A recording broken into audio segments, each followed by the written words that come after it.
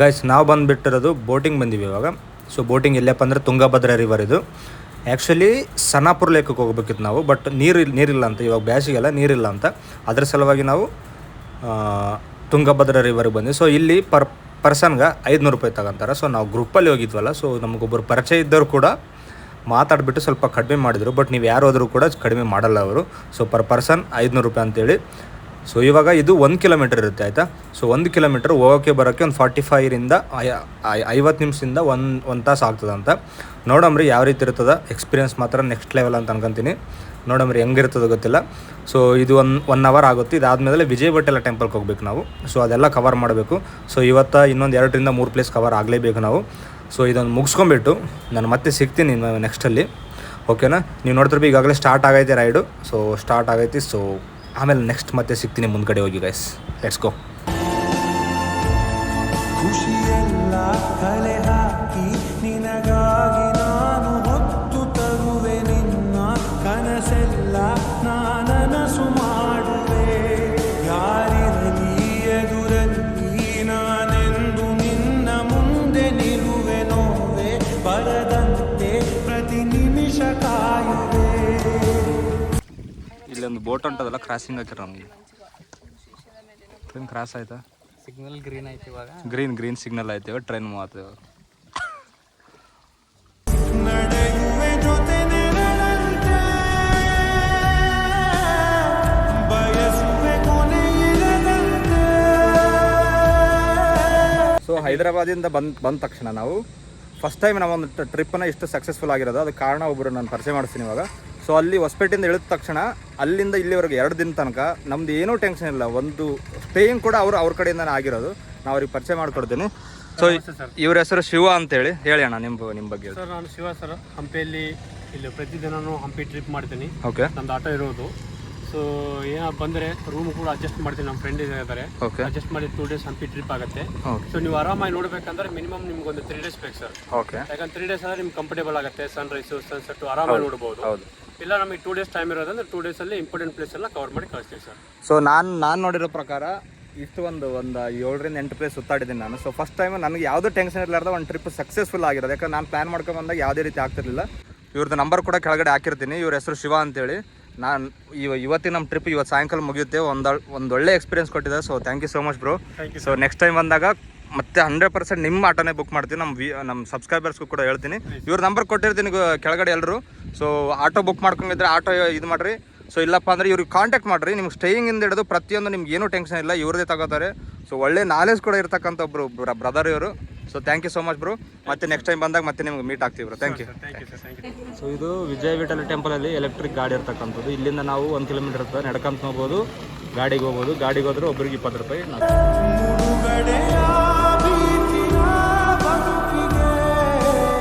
So ಇದೆಲ್ಲ ಬಂದುಬಿಟ್ಟು ಈ ಒಂದು ಟೆಂಪಲ್ದು ಮಾರ್ಕೆಟ್ ಪ್ಲೇಸ್ ಇದೆಲ್ಲ ನೀವು ನೋಡ್ತಿರ್ಬೋದು. ಇದು ಆಗಿನ ಕಾಲದಲ್ಲಿ ಇಲ್ಲಿ ಮಾರ್ಕೆಟ್ ಇರ್ತಕ್ಕಂಥದ್ದು. ಇವಾಗೆಲ್ಲ ಹಾಳು ಮಾಡಿದ್ದಾರೆ. ಸೊ ಜನರು ಬೈ ವಾಕ್ ಕೂಡ ಹೋಗ್ಬೋದು, ಎಲೆಕ್ಟ್ರಿಕ್ ವೆಹಿಕಲಲ್ಲಿ ಕೂಡ ಹೋಗ್ಬೋದು. ನಾವು ವೆಹಿಕಲಲ್ಲಿ ಹೋಗ್ತಿರೋದ್ರಿಂದ ಇದು ವಿಜಯ ವಿಠಲ ಟೆಂಪಲ್. ಇದ್ರ ಗೋಪುರ ಕೂಡ ಹಾಳು ಮಾಡಿರ್ತಕ್ಕಂಥದ್ದು. ನೀವು ನೋಡಿ ಮ್ಯಾಲಿಂದ ಗೋಪುರ ಇಲ್ಲ ಈ ಟೆಂಪಲ್ಗೆ. ಸೊ ಈ ಕಡೆ ಎಲ್ಲ ನೀವು ನೋಡ್ತಿರ್ಬೋದು ಎಲ್ಲ ಮಂಟಪಗಳು. ಇದು ಮಾರ್ಕೆಟ್ ಅಂತಕ್ಕಂಥ ಆಗಿನ ಕಾಲದಲ್ಲಿ. ಇಲ್ಲಿಂದ ಅಲ್ಲಿವರೆಗೆ 1 ಕಿಲೋಮೀಟ್ರ್ ಇರ್ತವೆ. ಅಂದರೆ ಲಾಸ್ಟ್ 1 ಕಿಲೋಮೀಟರ್ ಇರ್ಬೋದು ಅನ್ಕೋತೀನಿ. ಸೊ ನಾವು ಆಲ್ರೆಡಿ ಒಂದು ಟಿಕೆಟ್ ತಗೊಂಡಿದ್ದೀವಿ ಲೋಟಸ್ ಮಾಲ್ದಲ್ಲಿ. ಅದೇ ಟಿಕೆಟ್ ಇಲ್ಲಿ ಇದೆ ಆಗುತ್ತೆ ಅಂತಕ್ಕಂಥದ್ದು. ಒಂದು ದೀಪಸ್ತಂಭ, ಹಾಗೆ ಇದು ಒಂದು ನೈವೇದ್ಯ, ತೆಂಗಿನಕಾಯಿ ಅನ್ನವನ್ನು ನೈವೇದ್ಯ ಮಾಡಲಿಕ್ಕೆ. ಇದು ನೋಡಿ ನವಗ್ರಹ ಪೀಠ, ಇದು ನೋಡಿ ರಥಪೀಠ ಅಂತ. ಈ ಶಿವನ ದೇವಸ್ಥಾನ ಹೋದರೆ ನಂದಿಯನ್ನು ನೋಡ್ತೀರ. ವಿಠಲ ಅಂದರೆ ವಿಷ್ಣುಗೆ ನೋಡಿ ಗರುಡ ಗಂಬಲ್ಲಿ ಇಲ್ಲಿ ಗರುಡ ರಥ ಮೂಗು ಚೂಪಾಗಿದೆ.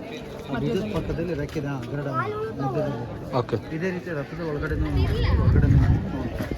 ಎಲ್ಲರೂ ಇದಕ್ಕೆ ಏಕಶಿಲಾ ರಥ ಅಂತೇಳಿ ಕರೀತಾರೆ. ಅದು ಏಕಶಿಲಾ ರಥ ಅಲ್ಲ, 7 ಲೇಯರ್ಸ್ ಇದೆ, 27 ಪೀಸಸ್ ಇದೆ. ಕಲ್ಲಿನಲ್ಲಿ ಕಲ್ಲನ್ನು ಹೋಲ್ ಮಾಡಿ ಕೂರಿಸಿ ಅದೇನಾಗುತ್ತೆ ಲಾಕಿಂಗ್ ರಥ ಆಗುತ್ತೆ.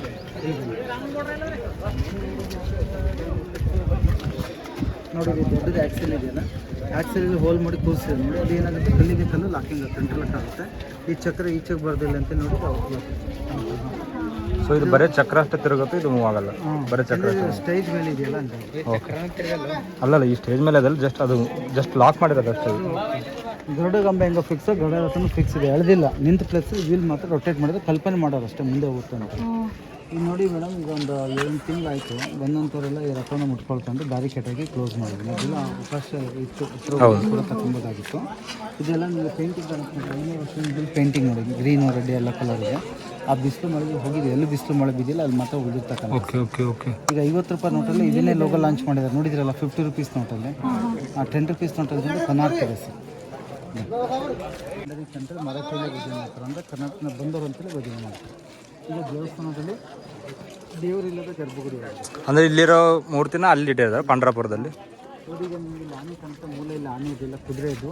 ಆನೆಯಿಂದ ಕುದುರೆ ಕಾಲು ಬಾಲ ಇದೆ, ಯುದ್ಧದಲ್ಲಿ ನಾಶ ಆಗಿರೋದ್ರಿಂದ ಬೇರೆ ಕಡೆ ತಂದುಬಿಟ್ಟು ಆನೆಗಳನ್ನು ಇಟ್ಟು ಶೋಗೋಸ್ಕರ. ರಥ ಎಳೆದು ಯಾವಾಗ ಕುದುರೆ ಅಲ್ಲ, ಎಲ್ಲಿನೂ ಕುದುರೆ ಇದ್ವಿ ಅಂತೇಳಿ. ಇಲ್ಲಿ ನೋಡಿ ಕಲ್ಲಿಂದ ಕಾಣುತ್ತಲ್ವ, ಇದೇ ಕಲ್ಲಿಂದ ನೋಡಿ ಅಲ್ಲಿ 2 ಕಮಂಡ ಕೆತ್ತನೆ ಮಾಡಿರೋದು ಕಾಣುತ್ತಲ್ವ. ಸೊ ತಮಿಳ್ನಾಡು ಮಹಾಬಲಿಪುರಂ ಕೇಳಿದಿರಲ್ವ, ಅಲ್ಲಿಂದ ಶಿಲ್ಪಿರ ಕರೆಸ್ಬಿಟ್ಟು ಈಗೆಲ್ಲ ಹೊಸದಾಗಿ ಮಾಡಬೇಕಂದ್ರೆ ಪ್ಲಾನಿಂಗ್ ಇತ್ತು, ಆದರೆ ಇನ್ಕಂಪ್ಲೀಟ್ ಆಯಿತು ಸರ್. ಕೆಲವರು ಒರಿಜಿನಾಲಿಟಿ ಹೋಗುತ್ತಲ್ಲ ಕೆಲಸನೂ ಇನ್ಕಂಪ್ಲೀಟ್ ಆಗಿದೆ. ಸೊ ಮದುವೆಯಲ್ಲಿ ಕಾಣುತ್ತದೆ ಮುಖಮಂಟಪ, ಮಹಾಮಂಟಪ, ನಾಟ್ಯ ಮಂಟಪ ಅಂತೇಳಿ ಕರೀತಾರೆ. 15ನೇ ಶತಮಾನದಲ್ಲಿ ಗ್ರೇಟ್ ಕಿಂಗ್ ಕೃಷ್ಣದೇವರಾಯ ಅವ್ರ ವೈಫ್ ಒಂದು ಜ್ಯುವೆಲ್ರಿ ಅಕ್ಷರಸಂತೆಯಲ್ಲಿ ಲತಾಂಗಿಣಿಯರು ಬಾಂಗಾಂಡಿ ಮುನ ಅಂತೇಳಿ ಈ ರಂಗಮಂಟಪದಲ್ಲಿ ವೃತ್ತರಸನ ದೇವರಿಗೆ ಅರ್ಪಿಸ್ತಾ ಇದ್ದಾರೆ. ರಂಗಮಂಟಪ, ವೃತ್ತ ಮಂಟಪ, ಡ್ಯಾನ್ಸಿಂಗ್ ಹಾಲ್ ಅಂತೇಳಿ ಕೇಳ್ತಾರೆ, ಡ್ಯಾನ್ಸಿಂಗ್ ಹಾಲ್. ಈ ಸೀಲಿಂಗ್ ಎಲ್ಲ ಬಿದ್ದೋಗಿದ್ದು ನೋಡಿ ಹೊಸದಾಗಿ ಹಾಕಿದ್ದಾರೆ. ಈ ಕಂಬಗಳೆಲ್ಲ ಆಗಿಲ್ಲ, ಜೈ ವಿಜಯ ಅಂತೇಳಿ ಜಯ ಇದ್ದಾರೆ, ಇಲ್ಲಿ ವಿಜಯ ಇಲ್ಲ, ಹೊರದಾಕ ಪೀಠ ಮಾತ್ರ ಇದೆ. ಅದೇ ದೇವಸ್ಥಾನದಲ್ಲಿ ಯಾವುದೇ ವಿಗ್ರಹ ಇಲ್ಲ ಸರ್, ಪೀಠಗಳು ಮಾತ್ರ ಇದೆ. ಪ್ರದಕ್ಷಿಣೆ ಮಾಡಿ ವಾಯ್ಸ್ ಕೊಡೋದು.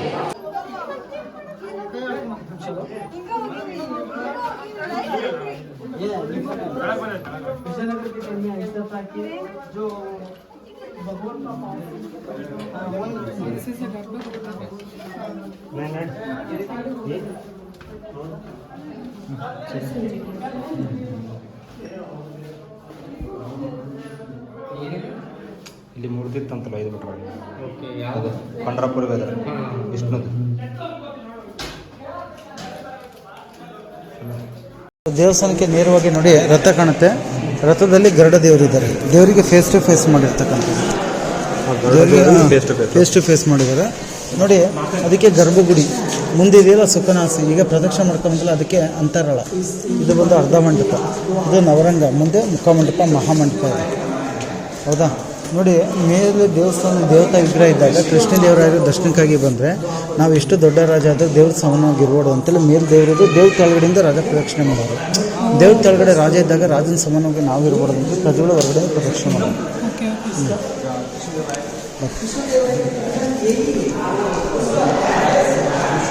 ಈಗೇನು ನೀವು ಪ್ರದಕ್ಷಿಣೆ ಮಾಡ್ಲಿಕ್ಕೆ ಹೋಗಿದ್ರಲ್ಲ, ಸುತ್ತ ಡ್ರೈನೇಜ್ ಸಿಸ್ಟಮ್ ಇತ್ತು ನೋಡಿದ್ರಲ್ವಾ, ಅಭಿಷೇಕ ನೀರು ಅಲ್ಲಿ ಸ್ಟೋರ್ ಆಗಲಿಕ್ಕೆ ಡ್ರೈನೇಜ್ ಸಿಸ್ಟಮ್ ಇದೆ.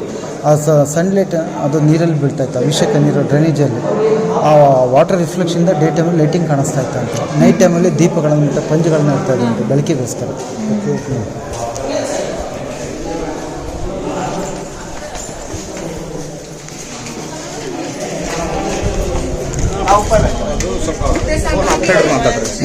ಕೇಳುತ್ತೆ ಕೇಳುತ್ತೆ ಬಿಡಿ, ಕೇಳುತ್ತಾ ಕೇಳುತ್ತೆ ಮೇಡಮ್ ನೋಡಿ ಕಡೆ ನೋಡಿ, ಇಲ್ಲಿ ಮೇಲೆ ಶಾಸನ ಇದೆ ನೋಡಿ, ಮೇಲೆ ಶಿಲಾ ಶಾಸನ ಅಂತೇಳಿ ಮೇಲೆ ನೋಡಿ ಶ್ರೀ ವಿಠಲ ದೇವರು ಅಂತೇಳಿ. ಕೆಳಗಿನಲ್ಲಿ ನೋಡಿ ಶಾಸ್ತ್ರಿ ವಿಜಯ ಅಂತ ಇದೆಯಲ್ಲ, ಅದು ಶಾಸ್ತ್ರಿ ವಿಜಯ ಕೆಳಗಡೆ ನೋಡಿ 1, 4, 3, 5 ಅಂತಿದೆ. 1435 ದೇವಸ್ಥಾನ ಇತ್ತು ಅಂತೇಳಿ ಈ ದೇವಸ್ಥಾನ ಸುತ್ತ ಬರ್ತದೆ ಶಾಸನ, ಶಿಲಾ ಶಾಸನ ಅಂತ ಹೇಳ್ಬಿಟ್ಟು. ಇಲ್ಲಿ ನೋಡಿ ಆದಾಯ ಇಲ್ಲ ಅಂತಿದೆ ನೋಡಿ, ಕಾಣುತ್ತಲ್ವ. ಕೃಷ್ಣದೇವರ ತಂದೆ ನರಸನಾಯಕ, ತಾಯಿ ನಾಗಲಾಜಿ ದೇವಿ ಅಂತಿದೆ ನೋಡಿ, ಕಾಣುತ್ತಲ್ವ. ಇಲ್ಲಿ ನೋಡಿ ಶ್ರೀ ಕೃಷ್ಣರಾಯ, ಇಲ್ಲಿ ಚಿನ್ನಾದೇವಿ, ತಿರುಮಲಾ ದೇವಿ ಅಂತಿದೆ. ತೆಲುಗು ಕನ್ನಡ ಮಿಶ್ರಣ ಇದೆ ಸರ್. ಇದು ಒಂದೇ ಶಿಲ್ಪಕಲೆ ನೋಡಿ, ಆ ರೀತಿ ಇದೆ. ಈಗ ನೋಡಿ ಕಪ್ಪೆ ನೀರಲ್ಲಿ ಜಂಪ್ ಮಾಡೋ ರೀತಿ ಇದೆ. 1 ಪಿಕ್ಚರ್ 6 ಮಿನಿಟ್ಸ್.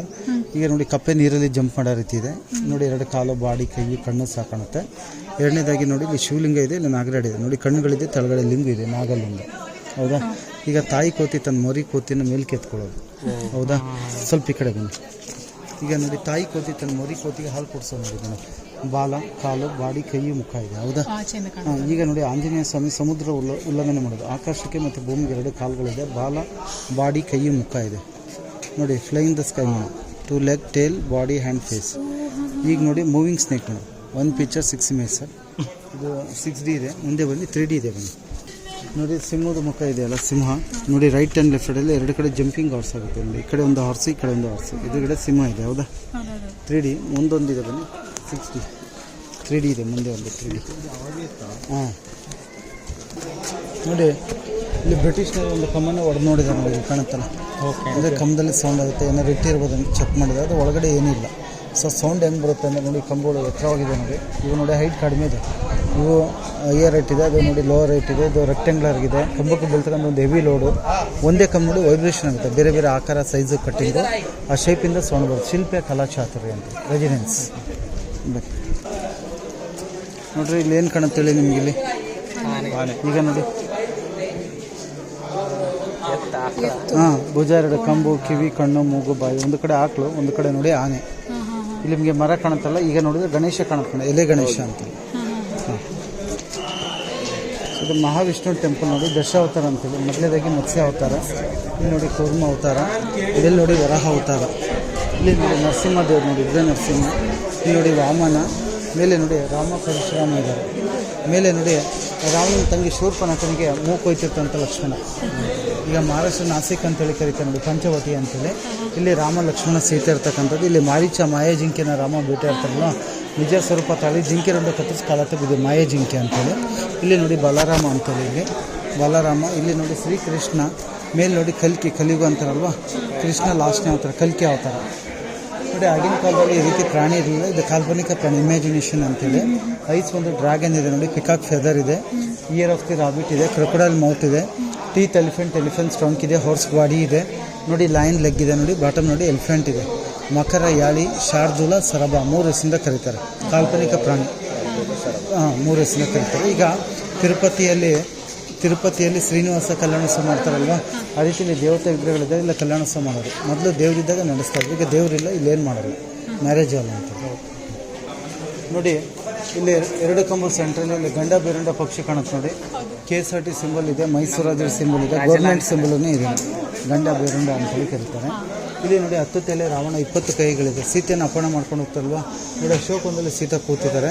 ಹನುಮಂತ ಸೀತೆಯನ್ನು ಕರೀಲಿಕ್ಕೆ ಹೋದಾಗ ರಾಕ್ಷಸರು ಒಳಗಡೆ ಎಂಟ್ರಿ ಕೊಡಲ್ಲ ನೋಡಿ, ಬಾಲದಲ್ಲಿ ಸಿಕ್ಕೊಂಬಿಟ್ಟು ಹನುಮಂತ ಯುದ್ಧ ಮಾಡ್ತಾಯಿದ್ದಾರೆ ನೋಡಿ. ಇಲ್ಲೊಬ್ಬರು ರಾಕ್ಷಸರಿದ್ದಾರೆ, ಜೋಟನ್ನು ಅಳಿತಾರಲ್ಲ, ಕಾಲಲ್ಲಿ ತುಳಿತಾ ಇದ್ದಾರೆ. ಯುದ್ಧದ ಸನ್ನಿವೇಶ ರಾವಣ ಗೊತ್ತಾಗಿ ತನ್ನ ಮಗನಾದಂಥ ಇಂದ್ರಜಿತನ್ನು ಕಳಿಸ್ತಾರೆ, ಕೋತೆಯನ್ನು ಬಂದಿ ಮಾಡ್ಕಮ್ಮ ಅಂತೇಳಿ. ಯುದ್ಧದ ಸನ್ನಿವೇಶ ರಾವಣ ಗೊತ್ತಾಗಿ ರಾವಣ ಹತ್ರ ಹೋದ್ರೆ ಕೂತ್ಕೊಳ್ಳೋಕೆ ಆಸನ ಕೊಡಲ್ಲ, ತನ್ನ ಬಾಲ ಸುತ್ಕೊಂಡ್ಬಿಟ್ಟು ರಾವಣಕಿನ ಹತ್ರ ಕೂತ್ಕೊಳ್ತಾರೆ. ನಂತರ ನೋಡಿ ರಾವಣ ಕೋಪ ಬಂದು ಕೋತಿ ಬಾಲಕ್ಕೆ ಬೆಂಕಿ ಹಚ್ಚಲಿಕ್ಕೆ ಹೇಳ್ತಾರೆ. ಮೇಲೆ ನೋಡಿ ಲಂಕೆಯನ್ನು ದಹನ ಮಾಡ್ತಿರ್ತಂಥ ಸುಂದರ ಕಾಂಡದಲ್ಲಿ ಬರುತ್ತೆ, ಲಂಕಾ ದಹನ ಅಂತ. ಸೊ ನಾರ್ಮಲಿ ಲಾಸ್ಟಲ್ಲಿ ಒಂದು ವಿಡಿಯೋ ಮಾಡಿದೆ. ಲಾಸ್ಟ್ ಅಂದರೆ ಸ್ವಲ್ಪ ದಿನದಿಂದ. ಅಂಜನಾದ್ರಿ ಆಲ್ರೆಡಿ ಕವರ್ ಆಗೈತೆ, ಸೊ ಅದಕ್ಕೆ ಯಾವುದೇ ವಿಡಿಯೋ ಮಾಡಿಲ್ಲ. ಸೊ ಇದು ಬಂದುಬಿಟ್ಟು ಲಾಸ್ಟ್ ಪ್ಲೇಸ್ ನಾವು ವಿಸಿಟ್ ಮಾಡೋದು. ಸೊ ಈ ವಿಡಿಯೋ ಇಲ್ಲಿಗೆ ಎಂಡ್ ಆಗುತ್ತೆ, ಈ ಸೀರೀಸು. ಸೊ ಪಾರ್ಟ್ ಎಲ್ಲ ಇದೆ, ಲಾಸ್ಟ್ ಪಾರ್ಟ್ ಇದು. ಸೊ ಇವಾಗ ನಾವು ರಿಟರ್ನ್ ಬ್ಯಾಕ್ ಊರಿಗೆ ಹೋಗ್ಬೇಕು, ಹೈದರಾಬಾದ್ಗೆ. ಸೊ ಐ ಹೋಪ್ ಈ ಸೀರೀಸ್ ಎಲ್ಲರಿಗೂ ಇಷ್ಟ ಆಯ್ತು ಅನ್ಕೋತೀನಿ. ಮತ್ತೆ ಸಿಗ್ತೀನಿ ನೆಕ್ಸ್ಟ್ ವೀಡಿಯೋದಲ್ಲಿ. ಅಲ್ಲಿವರೆಗೂ ನೋಡ್ತಾ ಇರಿ ನಮ್ಮ ವೀಡಿಯೋಸ್ನ, ಶೇರ್ ಮಾಡ್ತಾ ಇರಿ ಗೈಸ್. Bye guys.